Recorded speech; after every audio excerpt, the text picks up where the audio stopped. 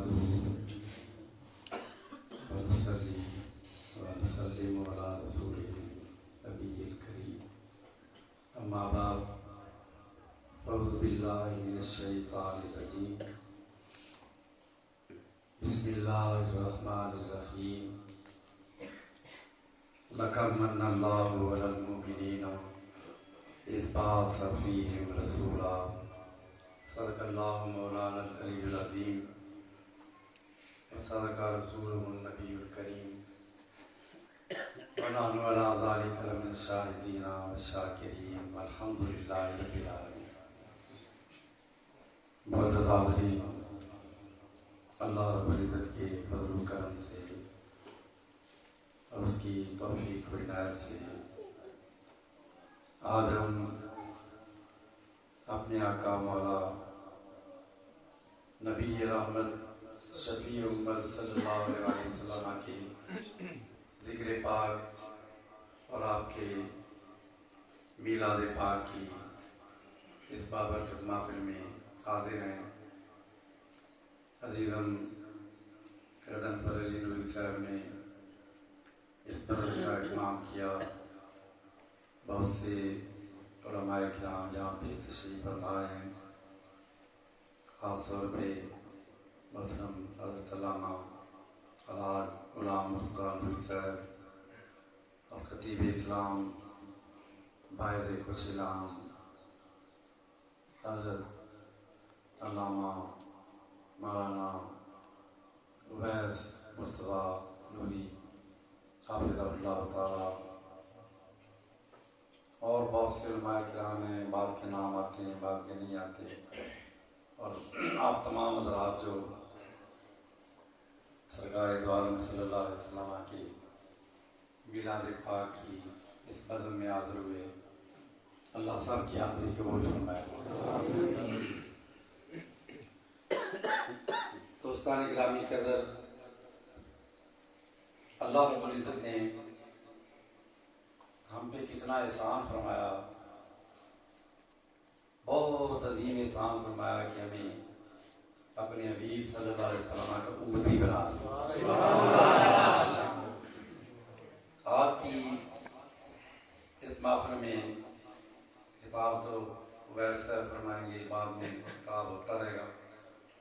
میں نے جو بات کرنی ہے اس کا خلاصہ میں نے عرض کر دیا کہ اللہ نے ہم پہ اتنا بڑا احسان کیا کہ ہمیں حضور کا امتی بنا دیا. سبحان اللہ. یہ کتنی بڑی نعمت ہے. بس اس کو بیان کر کے بات کو ختم کر دیں. انبیاء کرام دنیا میں آتے رہے. خاص طور پہ سب سے پہلے جو نبی دنیا میں آئے، جن کی اللہ رب العزت نے اپنے قدرت کاملہ کے ساتھ تخلیق فرمائی، جو ساری نوع انسانیت کے باپ ہیں، حضرت سیدنا آدم علیہ السلام. آپ کی جب تخلیق مکمل ہو گئی، اللہ رب العزت نے آپ کے دو کندھوں کے درمیان ایک تحریر لکھ دی. سبحان اللہ. سبحان اللہ. اب ہوتا ہی ہے کہ کوئی بندہ مکان بناتا ہے تو مکان پر مکان کے مالک کا نام لکھ دیا جاتا ہے. کوئی آدمی اپنی کوئی شناخت بنائے، وہ بیڈ لگائے. آپ دیکھتے ہیں کہ بڑے بڑے آفیسر، پولیس والے، فوج والے، ان کے یہاں کندھوں پر، یہاں پہ جیب پر ان کے نام لکھے ہوتے ہیں. تو جس بندے کی نام ہوتا ہے اس کی جسم پر اس کا نام لکھا جاتا ہے. ایسا نہیں ہے کہ ہم خطیب اسلام کا نام جو ہے وہ کوئی عام آدمی لکھ دے، اور ایسا نہیں ہوتا. لیکن اللہ رب العزت نے تخلیق آدم علیہ السلام کی ہوئی اور ان کے دو کندھوں کے درمیان اللہ نے آدم کا نام نہیں لکھا. آدم علیہ السلام کا نام ہونا تو یہ چاہیے کہ جسم آدم کا ہے، وجود آدم کا ہے، اس کے اوپر تعریف جو ہو رہی ہے بھئی یہ کون مان گیا، نام تو آدم علیہ السلام کا ہونا چاہیے تھا. لیکن اللہ نے آدم کا نام نہیں لکھا. رب نے کیا لکھا؟ حدیث پاک ہے، فرمایا کہ اللہ پاک نے اس پر تعریف کر دی، مہر لگا دی. کیا کہ محمد خاتم النبیین.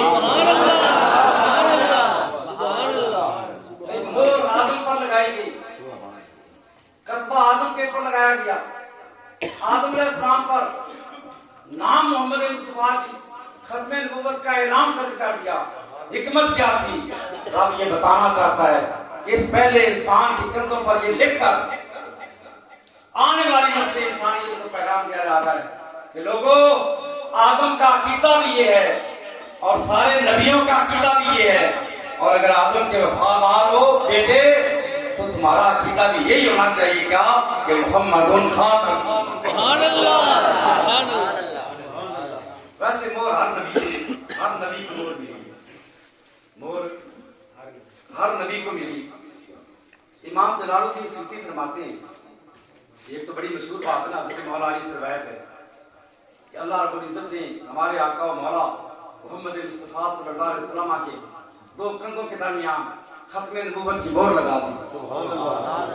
لیکن نبوت کی مہر، نبوت کا سرٹیفکیٹ، نبوت کا شناختی کارڈ ہر نبی کو دیا گیا، لیکن ایک فرق کے ساتھ.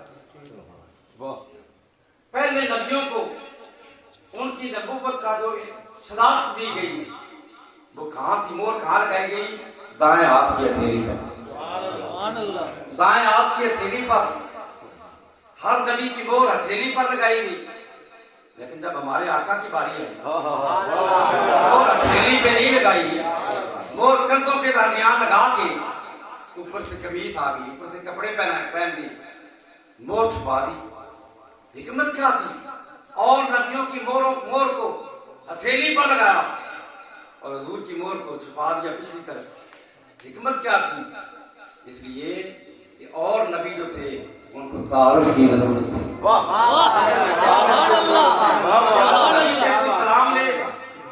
سلام لے تو ہاتھ ملائے گا تو ہاتھ کو ابری مہر نظر آ لگے گی، پتہ چل جائے گا، وہ چونکے گا کہ یہ عام انسان نہیں ہے.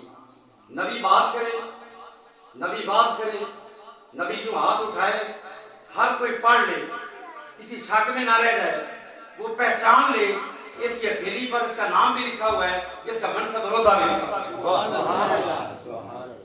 پتہ چلا کہ ان نبیوں کو باوجود اس بات کے کہ ہر نبی حسن کا پیکر ہوتا ہے پھر بھی تعارف کی ضرورت تھی. اور جب آمنہ کے لال کی باری آئی رب نے ہتھیلی پر مہر نہیں لگائی، مہر کو چھپا دیا، اس لیے مہر دیکھنے کی ضرورت نہیں کی. چہرہ آپ نے ایسا حسین بنایا کہ جو دیکھے اس کو تعارف کی ضرورت نہیں، وہ خود پہچان جائے کہ یہ اللہ کی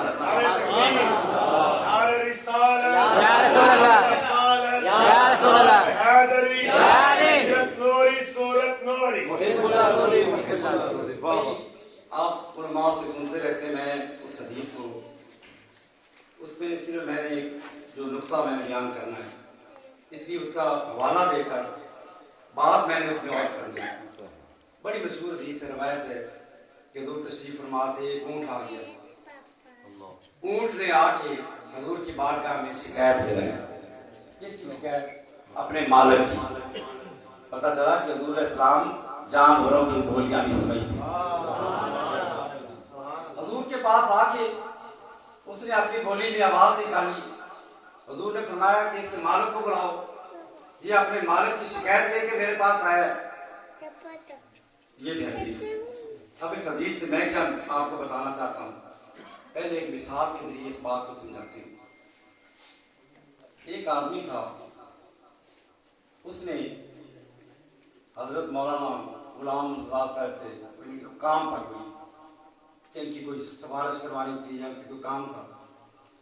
اب اس نے نام سنا ہوا تھا کہ اس علاقے کے اندر مولانا غلام مرتضیٰ کا بڑا نام ہے، بڑا ان کا لوگوں سے تعلقات ہیں، لیکن اس نے دیکھا ہوا نہیں تھا، مولانا کو دیکھا ہوا نہیں تھا، نام سنا ہوا تھا. اب وہ بندہ رنالے گیا، پتہ کیا حضرت کا مکان سے، انہوں نے کہا جی وہ تو گئے ہوئے ہیں یہاں اڈا کسان میں رتن پور علی کا جلسہ ہے، وہاں پہ گئے ہوئے ہیں. اس بندے نے کہا چلو پھر آپ 12 نامہ میں آ گیا، یہاں محفل میں آ گیا.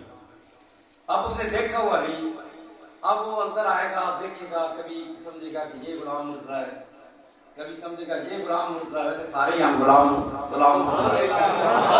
سارے حضور کے غلام ہیں، لیکن نام کے اعتبار سے جس کی بھی داڑھی ہوگی، جو بھی مولویانہ شکل میں ہوگا، وہ کہے گا شاید یہ غلام مرتضیٰ ہے، شاید یہ غلام مرتضیٰ ہے، شاید یہ غلام مرتضیٰ ہے۔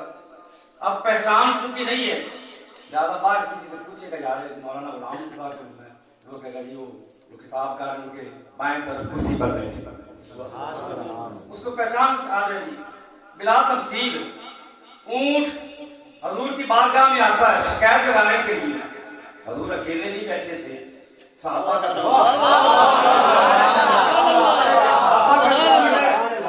اونٹ آتا ہے، آ کے وہ سینکڑوں افراد کے مجمع کے اندر آ کے وہ کسی سے پوچھتا نہیں کہ جہاں میں نے شکایت کرنی وہ آقا کہاں ہے، وہ یہ پوچھتا نہیں ہے، وہ آ کے، اور ہو سکتا ہے کہ اس نے کوئی بھی سمجھا ہو کہ میں نے جہاں شکایت کرنی ہے، وہ دروازے سے داخل ہوتا ہے، آتا ہے باہر، وہ ابو بکر کے پاس نہیں کھڑا ہوتا، وہ عثمان غنی کے پاس نہیں کھڑا ہوتا، وہ حیدر کرار کے پاس نہیں کھڑا ہوتا، وہ حضرت انس کے پاس نہیں جاتا، ابو ہریرہ کے پاس نہیں جاتا، اونٹ چلتا چلاتا کہاں آتا ہے، آ کے سیدھا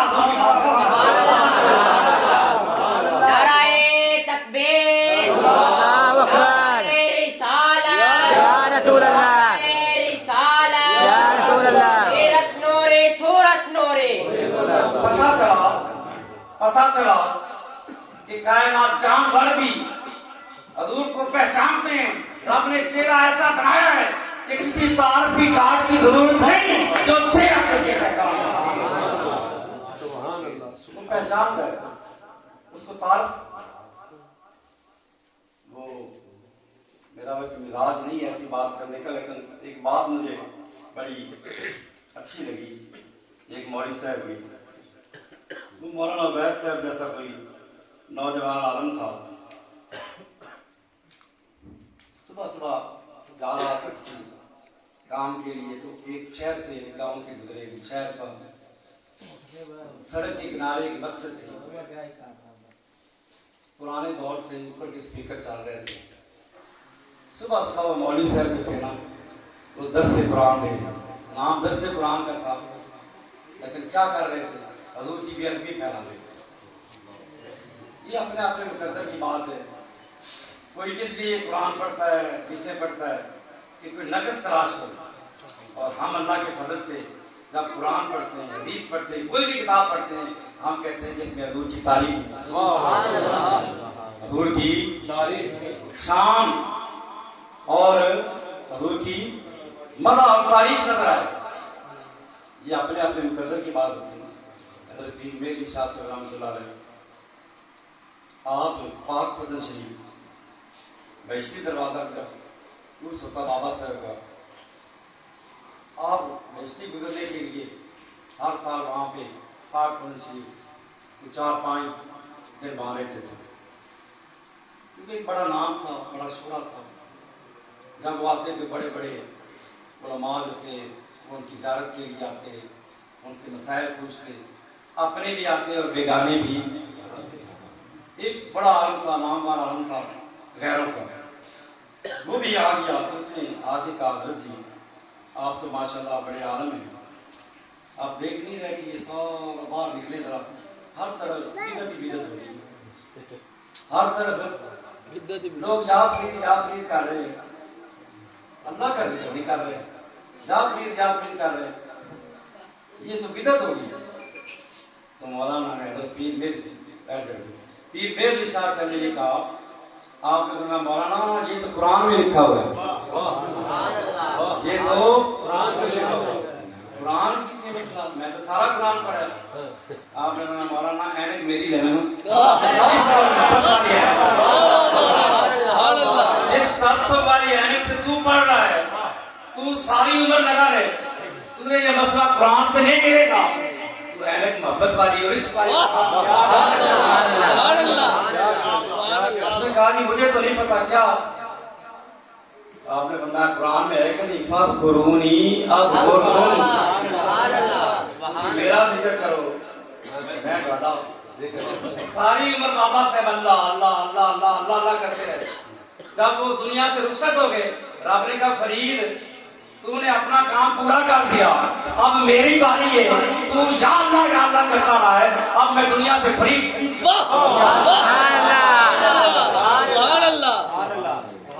اپنے اپنے مقدر کی بات ہے۔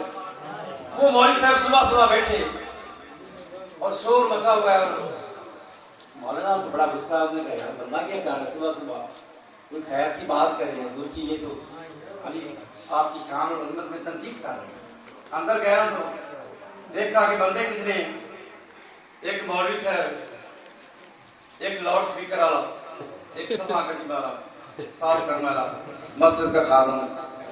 تو شور مچا ہے کہ ہاتھ میں کیا ہے، مسجد کا تیلا توڑ کے نا استاد کا ہاتھ میں یوں لے کے تیلا لے کے نا کہہ رہا ہے اللہ کی قسم نبی کو اس ترکے کا بھی نہیں پتا معلوم۔ یار کیسے لوگ کلمہ بھی نبی کا پڑھی اور پھر کہا کہ نبی کو ترکے کا بھی نہیں پتا۔ مولوی ویس کو بڑا غصہ، نے کہا مولانا ہے کلمہ نبی کا پڑھتے ہیں اور تمہارا عقیدہ یہ ہے کہ نبی کو اس ترکے کا نہیں پتا۔ تو یہ بتا، میں یہ بات میں کرتا ہوں کہ نبی کو پتا ہے کہ نہیں، پہلے یہ بتا کہ جو ترکا تو نے ہاتھ میں پکڑا ہوا ہے اس ترکے کو پتا ہے کہ نہیں میرا نبی کی شان کی بات بعد میں کریں گے، پہلے یہ بتا کہ جو ترکا تو نے ہاتھ میں پکڑا ہوا ہے کیا اس ترکے کو پتا ہے کہ نہیں میرا نبی کون ہے؟ اللہ دی کفار مبعوث ہو گیا، بولتا نہیں، آنکھیں جھکتی، بولے تو کیا بولے، نہ بولے تو پھر بھی انہوں نے کہا مولانا بولتے کیوں نہیں، بولو جواب دو، خاموش۔ کیسے جواب دیتے؟ حدیث میں ما من شیء الا وجعلہ انی رب نے وہ شے بنائی نہیں جنہوں پتہ نہ ہوئے کہ میرے نبی محمد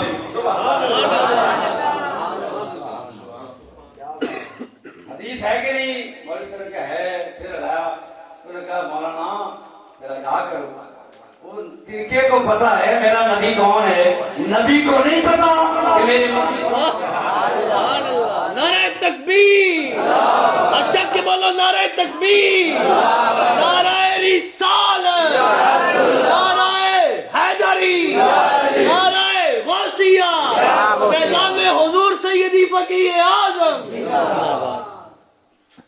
امام بخاری نے صحیح بخاری کے اندر ایک باب قائم کیا ہے، باب من تکلم بالفارسی، عربی کے علاوہ کسی اور زبان میں گفتگو کرنا۔ حضور کی یہ بھی کوئی سنت ہے کہ عربی کے علاوہ آپ نے کوئی بات کہی ہو، اس پر انہوں نے امام بخاری کا طریقہ یہ ہے کہ وہ جب باب قائم کرتے ہیں تو عنوان باب کے طور پہ قرآن کریم کی کوئی آیت لاتے ہیں۔ اس مسئلے کو ثابت کرنے کے لیے امام بخاری نے جو آیت یہاں پہ منتخب کی وہ کیا ہے، وما ارسلنا من رسول الا بلسان قومی، رب جس نبی کو جس قوم میں بھیجتا ہے اس قوم کی زبان سکھا کر بھیجتا ہے۔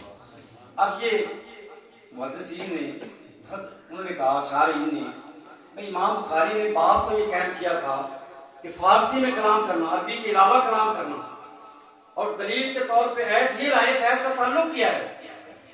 انہوں نے کہا کہ دراصل امام بخاری اپنا عقیدہ بیان کر رہے ہیں، عقیدہ بیان کر رہے ہیں۔ وہ کس طرح؟ باب یہ تھا کہ عربی کے علاوہ کلام کرنا، امام بخاری نے کہا کہ رب فرماتا ہے جس رسول کو جس قوم کی طرف بھیجیں اس قوم کی زبان سکھا کر بھیجتے ہیں، اور ہمارے آقا محمد مصطفیٰ جو کہ رحمت للعالمین ہیں، ساری کائنات کی طرف رسول بن کر آئے، لہذا رب نے ساری کائنات کی بولیاں سکھا، ساری کائنات کی زبانیں جانتے ہیں۔ حاضرین محترم، بات یہ کر رہا تھا کہ اللہ نے حضور کو یہ عظمت عطا کی، چہرہ اتنا حسین بنایا، کسی تعارف کی ضرورت نہیں تھی۔ بات یہ کر رہا تھا کہ انبیاء جو تھے آدم علیہ السلام سے تعارف شروع ہو گیا، ہر نبی، ہر آنے والی کتاب اس میں حضور کی نعتیں تھیں۔ قرآن کہتا ہے اللہ دی یجدون عندہم مکتوبا فی التوراۃ والانجیل، کہ تورات میں بھی حضور کی نعتاں، انجیل میں بھی حضور کی شانیں، عظمتیں، اور اس طرح نبیوں نے پہچان کروا دی یعرفونہ کما یعرفون ابناءہم، یہ بندہ اپنے پتران پہچانتا ہے نا، اس سے بڑھ کر نبیوں نے تعارف کروا دیا حضور کی پہچان۔ بھائی ہم مولانا ویس پر تقریر کریں، حضور کی شان بیان کریں،